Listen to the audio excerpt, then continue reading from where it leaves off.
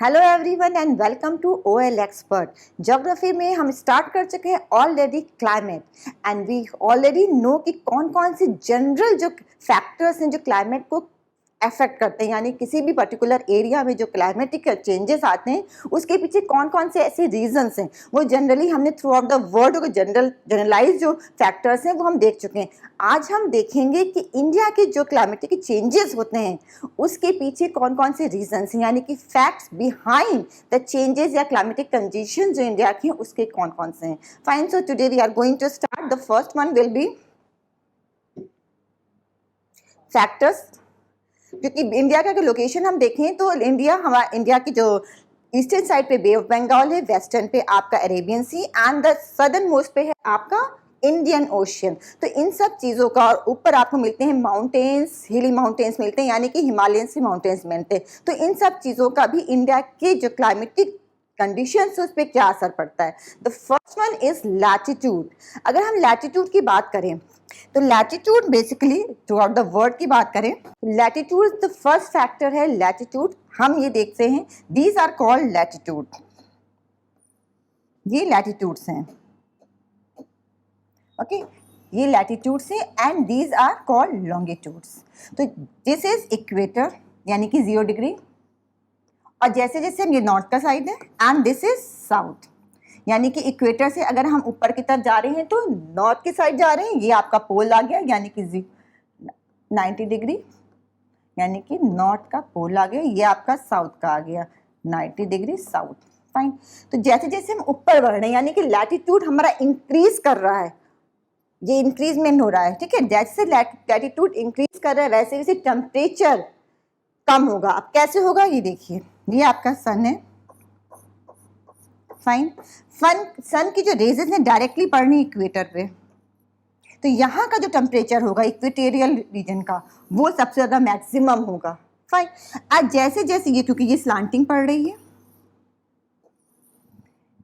तो यहाँ पे क्या है, सन की रेजेस जो है वो तिरछी पड़ रही, स्लांटिंग पड़ रही, यानी कि सन डायरेक्ट वहाँ इंसोलेशन जो पहुंच रहा है सन का वो कम पड़ रहा है। दैट्स वाई यहाँ के एरिया में मिनिमम होता है। और ऐसे ही अगर आप साउथ में चले जाएं, जैसे जैसे इक्वेटर से नीचे की तरफ जाएंगे यानी कि पोल्स की तरफ जाएंगे, या इक्वेटर्स के ऊपर की तरफ से पोल्स की तरफ जाएंगे, तो हमारा लैटिट्यूड बढ़ता जाता है और टेम्परेचर कम हो जाता है।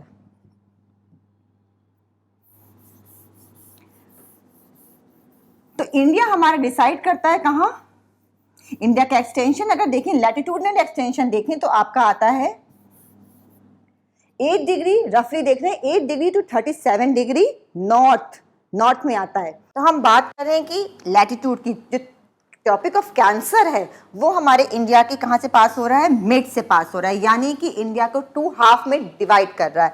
अपर पोर्शन ये नॉर्दर्न पोर्शन चला जाता है और ये सदर्न चला जाता है। सदर्न में अगर हम बात करें तो इक्वेटर है हमारा 0 डिग्री, और हमारे इंडिया की जो लैटिट्यूडनल एक्सटेंड है वो आपकी 8 डिग्री से नॉर्थ से लेकर के 37 डिग्री नॉर्थ, ये अप्रॉक्सीमेट है, एग्जैक्ट नहीं है। फाइन, तो जितना एरिया ये वाला आता है, ये एरिया आता है, यानी कि ये area near to the equator है, तो इस एरिया का जो भी क्लाइमेटिक कंडीशन है वो इक्वेटर यानी कि इससे इन्फ्लुएंस करता है। इक्वेटर यानी कि यहाँ पे डायरेक्ट सन रेसेस पड़ता है, इसकी वजह से यहाँ का टेम्परेचर टोटली डिफरेंट होगा, और ये कहलाता है ट्रॉपिकल टाइप ऑफ क्लाइमेट। और इसके कंपैरिजन में जब हम नॉर्थ में जाते हैं, ट्रॉपिक ऑफ कैंसर के जब नॉर्थ में जाते हैं, यानी कि ये वाला ये जो एरिया है ये आपका आता है, क्योंकि ये ट्रॉपिक ऑफ कैंसर के ऊपर है, नॉर्दर्न पोर्शन में है, तो इसलिए टेम्परेट टाइप ऑफ क्लाइमेट आता है ये वाला पोर्शन। तो जो ट्रॉपिक ऑफ कैंसर की वजह से इंडिया में 2 टाइप्स, ये टोटली डिफरेंट है, और यहाँ का क्लाइमेटिक कंडीशन टोटली डिफरेंट मिलेगा।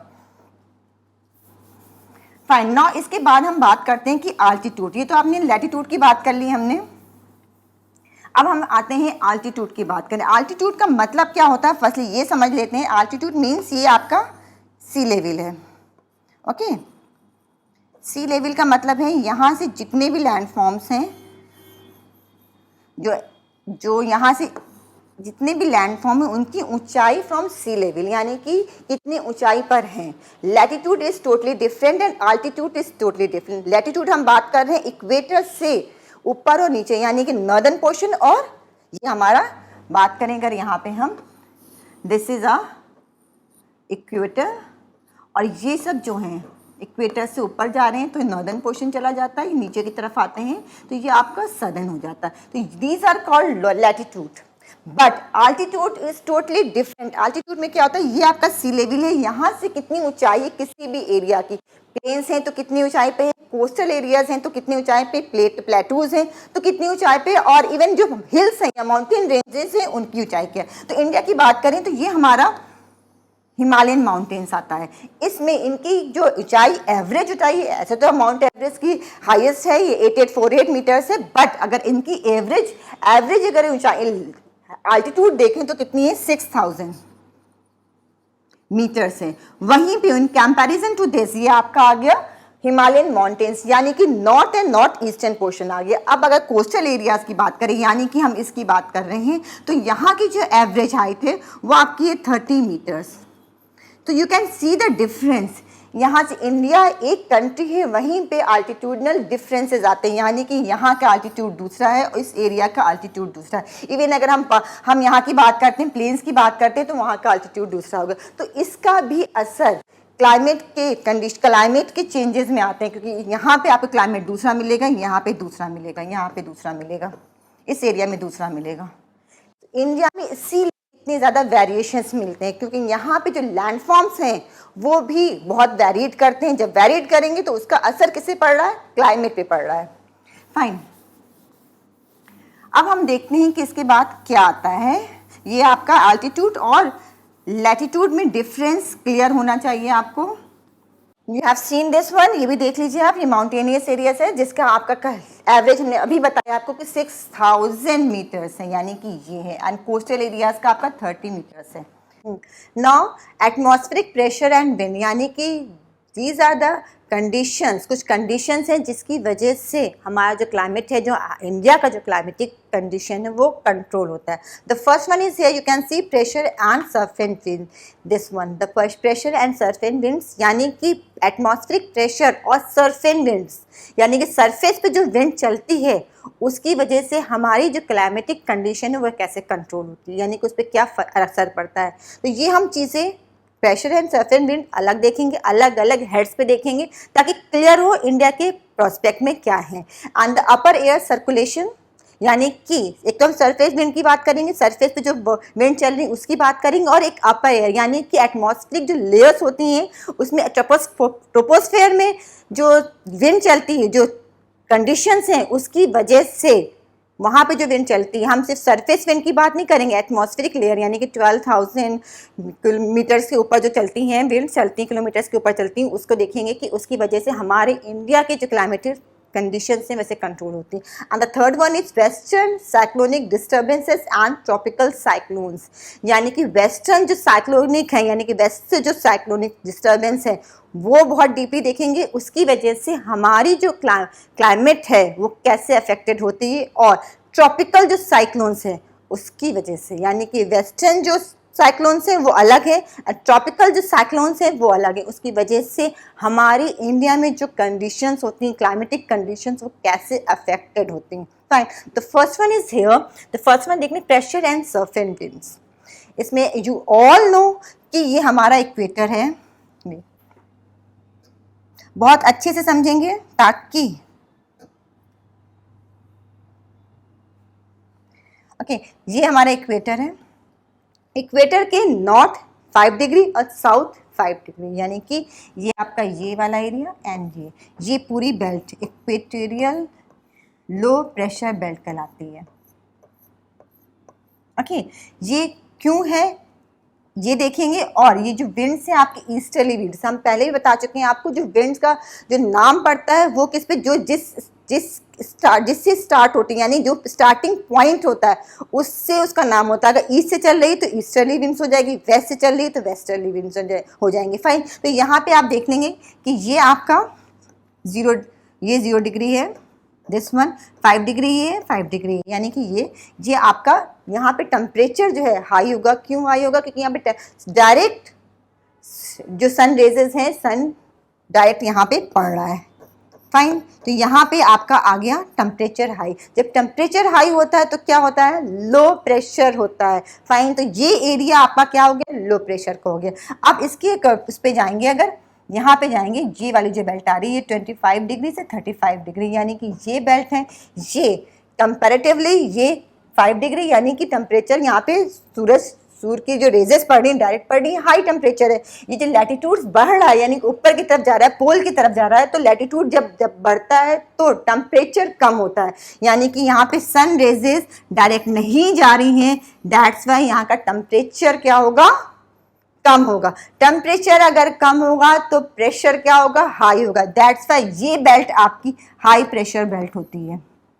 तो विंड कहाँ से चलती है, विंड हमेशा चलती है from high pressure to low pressure. Wind का डायरेक्शन हमेशा होता है हाई प्रेशर से लो प्रेशर की तरफ। ये आपका विंड डायरेक्शन है। फाइन, तो ये कुछ पॉइंट्स ऐसे हैं जो आपको याद होना चाहिए हमेशा बाय हार्ट।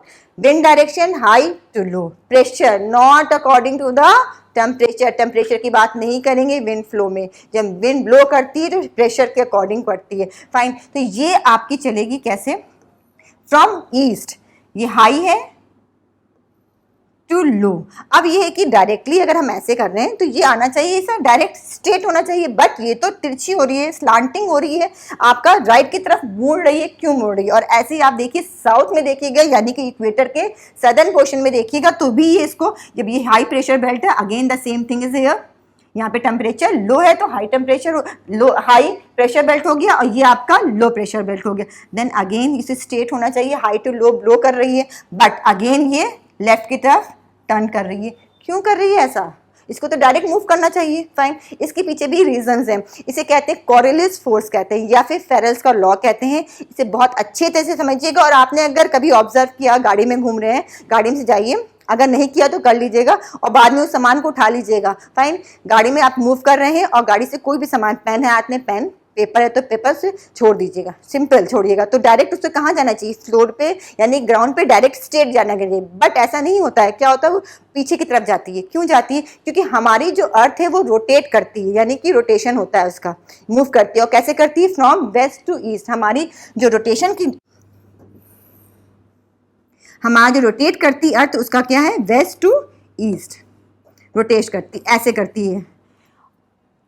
तो जब रोटेट करती है, उसका जो स्पीड होती है और जो हमारे चलने की स्पीड होती है उसमें डिफरेंस होता है। दैट्स वाई ये जो आती है डायरेक्ट नहीं गिर करके, ये जो अगर नॉर्दर्न हेमिस्फीयर की बात करें तो राइट की तरफ टिल्ट करेगी, यानी कि ये स्ट्रेट जाने की बजाय राइट, ये ब्लो यहाँ से स्टार्ट कर रहा है ना, इसके राइट आ जाएगी। और अगर सदर्न में है तो क्या होगा, ये लेफ्ट की तरफ मूव करेगी, थोड़ा सा लेफ्ट की तरफ टर्न कर जाएगी। तो जो दोनों तरफ से आ रही ईस्टर्लीज, क्योंकि ईस्ट की तरफ से ये भी आ रही है, ईस्ट की तरफ से ये भी आ रही है, तो ईस्टर्लीज जो दोनों आके मिलती हैं एक जगह, वो आता है आपका लो pressure belt, equatorial low pressure belt. और इसे ही कहते हैं हम आपको ITCZ, यानी कि इंटर ट्रॉपिकल कन्वर्जेंस जोन भी कहते हैं। फाइन, ये क्लियर। अब कॉरियलिस फोर्स को और हम एक और तरीके से देख सकते हैं। कॉरियलिस फोर्स आपका क्या है, नॉर्दर्न हेमिस्फीयर में अगर जाते हैं, ये आपका है, बहुत अच्छे समझिएगा, इट विल बहुत बाद में भी आपके काम आएगा। ये आपका इक्वेटर है। पहली बात तो आपको क्लियर होनी चाहिए, कुछ बातें बिल्कुल फंडामेंटल्स हैं। ये आपका नॉर्थ हो गया, ये आपका साउथ हो गया, ठीक है। अब इक्वेटर में ये आपके लैटिट्यूड्स आ गए। जैसे जैसे नीचे की तरफ बढ़ रहे हैं, क्या हो रहा है, आपका टेम्परेचर कम हो रहा है, यानी कि आपका हाई प्रेशर बेल्ट हो रहा है। ये आपका लो प्रेशर बेल्ट है, जो हमने अभी दिखाया था अभी आपको। फाइन, अब यहाँ पे आपका टेम्परेचर कम है, यानी कि हाई प्रेशर है, और यहाँ पे लो प्रेशर है। ये भी हमने बताया आपको, ये हाई प्रेशर है, ये लो प्रेशर है। तो अब क्या है, यही जो आ रही हैं हाई प्रेशर, विंड जो ब्लो करी हाई प्रेशर से लो प्रेशर करती है। कॉरियलिस फोर्स है, हमारी जो अर्थ है वो रोटेट करती है, रोटेशन होता है ना, रोटेशन कहाँ से करती है, वेस्ट टू ईस्ट करती है, यानी कि अर्थ का रोटेशन इस डायरेक्शन में होता है। अर्थ का रोटेशन कैसे होता है, वेस्ट टू ईस्ट होता है, यानी कि ऐसे मूव करती है। जब हम अगर आपने रियलाइज़ किया होगा कि अगर हम किसी मूविंग कार में जा रहे हैं या फिर हम कार ड्राइव कर रहे हैं या फिर बाइक पे जा रहे हैं तो लगता है कि पीछे दुनिया छूटी, यानी कि पेड़ वेड़ कर जाते हैं या कुछ दूसरे लोग आते, लगता है पीछे चले जा रहे हैं। और अगर हम कुछ थ्रो करते हैं, कोई भी सामान अगर गिरता है मेरे हाथ से तो वो सीधे डायरेक्ट नहीं जाता है, यानी कि हमने यहाँ थ्रो किया तो सीधे स्ट्रेट जाके वहीं गिरेगा, नहीं, वो हमेशा पीछे की तरफ गिरता है। क्यों गिरता है? क्योंकि हमारी जो रोटेशन है, जो अर्थ रोटेट कर रहा है वो अपनी स्पीड से कर रहा है, बट जो सामान हम थ्रो कर रहे हैं उसकी स्पीड और अर्थ की रोटेशन की स्पीड में डिफरेंस होता है। दैट्स वाई वो जो स्लांटिंग जाता है, यानी कि टेढ़ा गिरता है। अब आप यहाँ देख सकते हैं, you can see here also कि नॉर्दर्न हेमेस्फीयर में क्या होता है, वो अपने राइट साइड मुड़ जाता है, यानी कि नॉर्दर्न हेमेस्फीयर है, ये आपका नॉर्थ है, ये राइट साइड मूव करेगा। जहाँ क्योंकि ये यहाँ से स्टार्ट हुआ है, विंड यहाँ से स्टार्ट हुई तो ये अपने राइट साइड मूव कर जाएगी। और यही चीज़ अगर हम सदर्न की बात करें, सदर्न में है, यानी कि ये वाली जो है ये आपकी लेफ्ट साइड मूव करेगी। ये एक फेरेल्स का लॉ कहलाता है, ये सेम रहेगा। दैट्स वाई ईस्टर्लीज इधर आती हैं आपकी, इसका मूवमेंट ऐसे होता है, और ये आपका जो आती है ये वाली बेल्ट होती है, यहाँ पे क्या होता है, लो टेम्परेचर हो जाता है, लो प्रेशर हो जाता है, सॉरी लो प्रेशर बेल्ट हो जाती है, क्योंकि दोनों ऐसे आकर के ये इधर से आ रही हैं और ये इधर से आ रही हैं, तो बीच का जो पोर्शन है वो आपका लो प्रेशर बेल्ट बन जाता है। You can see here in this one, अगर आपने मैरी गो अराउंड वाला भी झूले झूलेंगे, स्विंग्स झूला जाओ तो उसमें भी ये चीज़ आपको आराम से देखने को मिलती है। यू कैन सी हियर, अगर आप मूव कर रहे हैं नॉर्दर्न पोर्शन में, नॉर्दर्न हेमिस्फीयर में है, तो वो किधर जाएगा, आपका राइट की तरफ मूव करेगा। ये देखिए, यू कैन सी राइट, क्योंकि हमारी अर्थ रोटेट कर रही है, अपने एक्सिस पे रोटेट कर रही है, ये पूरी घूम रही है।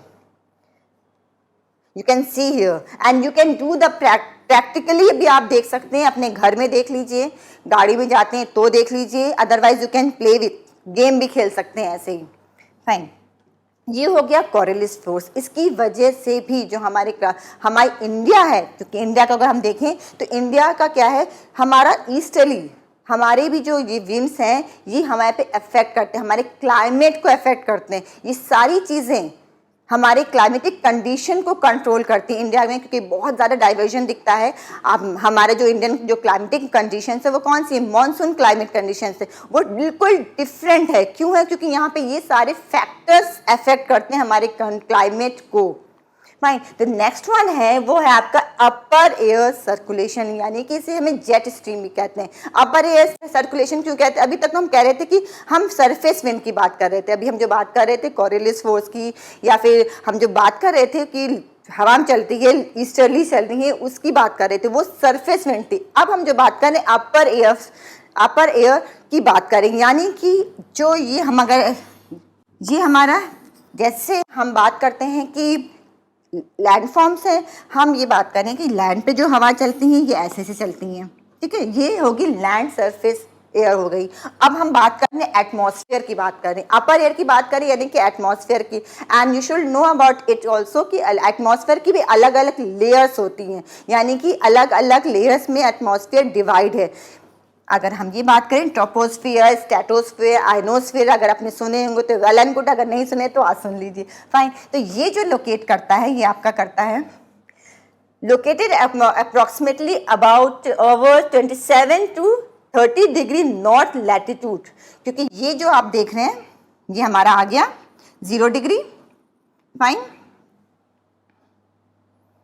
0 डिग्री आ गया, अगेन इट इज इक्वेटर आ गया। फाइन, ये आ गया आपका 30 डिग्री, 27 to 30 डिग्री, ये आपका आ गया सब ट्रॉपिकल जेट स्ट्रीम, और ये आपका है पोलर जेट स्ट्रीम। तो हम जो बात कर रहे हैं इंडिया के रेफरेंस में बात कर रहे हैं, हम इसकी बात कर रहे हैं नॉर्दर्न की, हम सदर्न की बिल्कुल बात नहीं कर रहे हैं। हम सिर्फ नॉर्दर्न की क्यों बात करें? क्योंकि हमारा जो कंट्री है वो एग्जिस्ट करता है नॉर्दर्न हेमिस्फीयर में। तो हम किसकी बात करें? सब ट्रॉपिकल जेट स्ट्रीम की बात कर रहे हैं। और ये ड्यूरिंग समर ये जो है नॉर्थ ऑफ हिमालयस में हो जाता है, क्योंकि अगर हम अपनी इंडिया की बात करें तो हमारा इंडिया यहाँ पे आ जाएगा नियरली, ओके, हमारा इंडिया यहाँ पे आ जाएगा, टॉपिक ऑफ कैंसर यहाँ पे आ जाएगा, ये इक्वेटर है तो ये टॉपिक ऑफ कैंसर। अगर नॉर्थ ऑफ हिमालयस, यानी कि अगर हिमालय रेंज की बात करें तो ये है नॉर्थ ऑफ हिमालय, यानी कि समर्स में इसका जो फ्लो होता है वो नॉर्थ ऑफ हिमालयस होता है, यानी कि ऊपर की तरफ जाता है, नॉर्थ को यानी हिमालयस को क्रॉस कर जाता है, ऊपर की तरफ जाता है, नॉर्थ की तरफ जाता है। बट विंटर्स में क्या होता है, ये साउथ ऑफ द हिमालयस होता है, ये इधर आ जाता है। विंटर्स में इसका जो फ्लो होता है जेट स्ट्रीम का वो क्या होता है, समर्स में तो ऊपर हो जाता है यानी कि क्रॉस कर जाता है, हिमालय के बाद जाता है, यहाँ पे आ जाता है।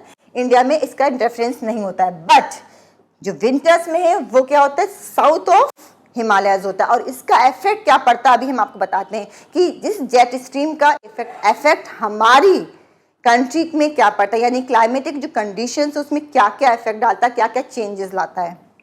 और जो वेस्टर्ली विंड्स हैं ट्रोपोस्फियर, ये यानी कि ये जो हमारा एक ये इंपॉर्टेंट बात है, ये भी आपको पता होनी चाहिए, you should know about this one also, कि जो वेस्टर्ली विंड्स होते हैं, क्योंकि ये जो जेट स्ट्रीम है वो क्या है, वेस्टर्ली विंड्स है, ये आपकी वेस्ट से चलती है। अभी हमने आपको बताया विंड्स का जो नाम होता है वो उसके ब्लोइंग स्टार्टिंग पॉइंट से होता है, यानी कि ये आपकी इस साइड से आती है, that's why it is called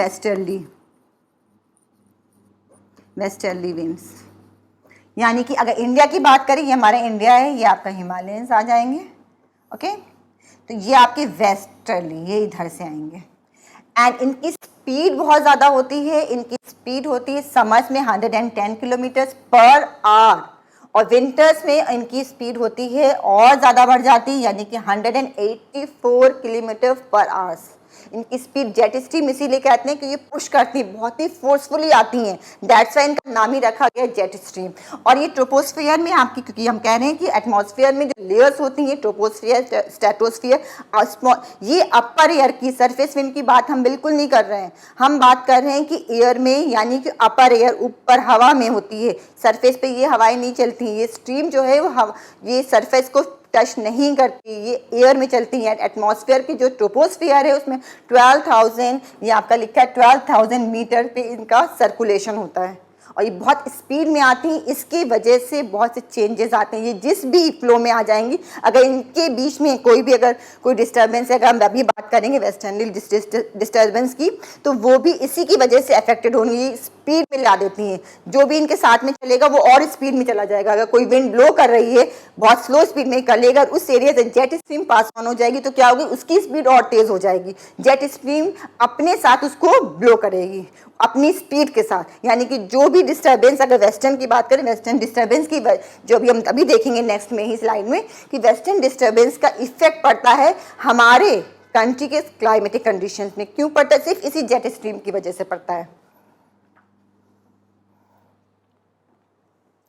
अब देखते हैं कि साइक्लोन क्या होते हैं। फर्स्टली आप वेस्टर्नी साइक्लोन डिस्टर्बेंस हम पढ़ने जा रहे हैं, क्योंकि उसका असर हमारी क्लाइमेटिक कंडीशन में पड़ता है, इंडिया की क्लाइमेटिक कंडीशन, हमारी मीन्स इंडिया की क्लाइमेटिक कंडीशन से पड़ता है। तो आखिर साइक्लोन्स होते हैं क्या है, साइक्लोन्स एक मूवमेंट होता है in the ocean water, ocean water का मूवमेंट है, जहाँ पे जो सेंटर होता है, वो जो सेंटर पॉइंट है वहाँ पे लो प्रेशर बेल्ट होती है, और जो अराउंड होता है वो आपका हाई प्रेशर बेल्ट होता है। और ये आपका नॉर्दर्न हेमिस्फीयर में क्लॉकवाइज चलता है और सदर्न हेमिस्फीयर में एंटी क्लॉकवाइज चलता है, यानी कि इनका मूवमेंट अपोजिट हो जाता है। क्यों हो जाता है, अगेन द सेम थिंग, क्योंकि रोटेशन होती है हमारे अर्थ की, हमारे अर्थ की रोटेशन की वजह से इसका भी जो मूवमेंट है वो भी डिफर करता है। नॉर्दर्न हेमिस्फीयर में क्या करता है, क्लॉकवाइज चलता है, और सदर्न में यही साइक्लोन्स क्या होते हैं, एंटी क्लॉकवाइज करते हैं। और सेंटर पॉइंट में यहाँ पे लो प्रेशर बेल्ट होगी, एंड जो साइड में होगा यहाँ पे हाई प्रेशर बेल्ट होगी। क्लियर है ना, ये तो हो गया साइक्लोन्स। अब वेस्टर्ली साइक्लोनिक डिस्टर्बेंस, ये क्या चीज है, ये देख लेते हैं। वेस्टर्न की बात करते हैं हम, इंडिया को पहले देख लेते हैं, इंडिया हमारा कहाँ है, एग्जिस्ट कर रहा है, और इसकी वेस्टर्न में क्या क्या चीजें हैं।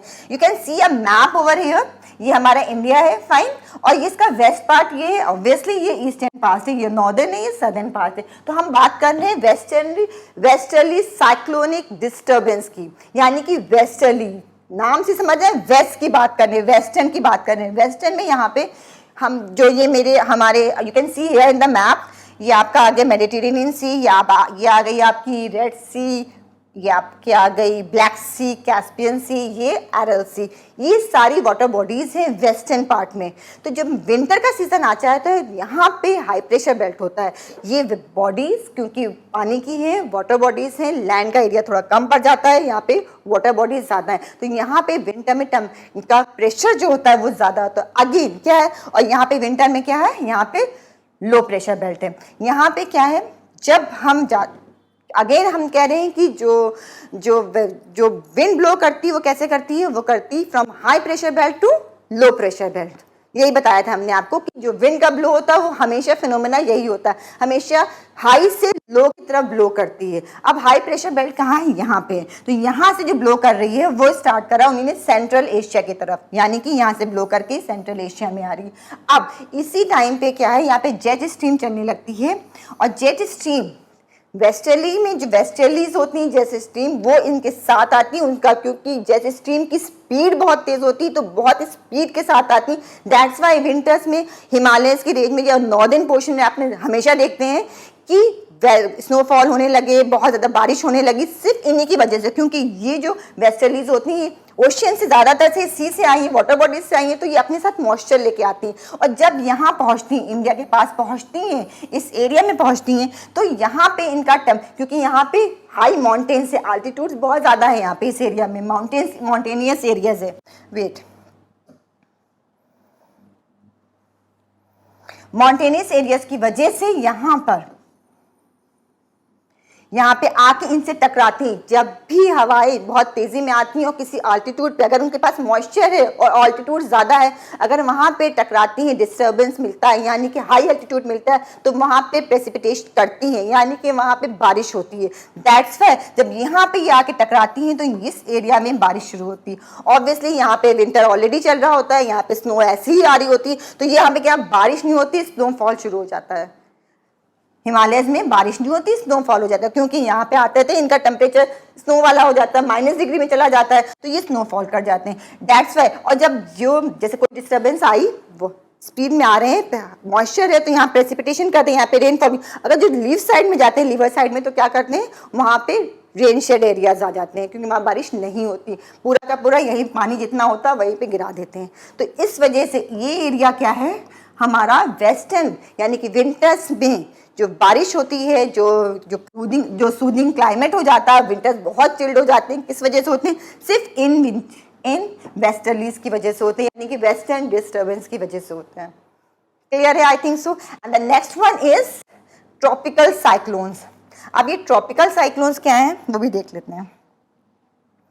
Tropical cyclones you can see here कि ये हमारा, क्योंकि हम जब बात कर रहे हैं इंडिया के नॉर्दर्न पोर्शन की, यानी कि ट्रॉपिक ऑफ कैंसर के साउथ के पोर्शन की बात करें, नॉर्थ की बात हमने कर ली, वेस्टर्ली डिस्टर्बेंस का देख लिया हम लोगों ने, अब हम साउथ की बात कर रहे हैं, यानी कि ट्रॉपिक ऑफ कैंसर के साउथ की। यहाँ पे आपका बे ऑफ बंगाल है, this is Arabian sea and this is Indian ocean. Clear है सबको, फाइन। यहाँ पे इस एरिया में क्या होता है कि ट्रॉपिकल साइक्लोन स्टार्ट हो जाते हैं। ट्रॉपिकल क्यों कह रहे हैं, क्योंकि यहाँ पे अगेन इक्वेटर है, यानी कि जो क्लाइमेटिक कंडीशंस हैं वो क्या है, वो टेम्परेचर बहुत ज़्यादा हाई होता है, यहाँ पे लो प्रेशर बेल्ट बन जाता है, हाई टेम्परेचर है, दैट्स वाई प्रेशर क्या होगा, यहाँ पे लो हो जाएगा। तो यहाँ पे जो साइक्लोन्स आते हैं, लो प्रेशर बेल्ट है, साइक्लोन्स स्टार्ट हो जाते हैं, एंड दैट्स वाई यहाँ पे इस एरिया में जो उड़ीसा है या फिर आंध्र प्रदेश है, आपने सुना होगा मानसून के एरिया में, मानसून के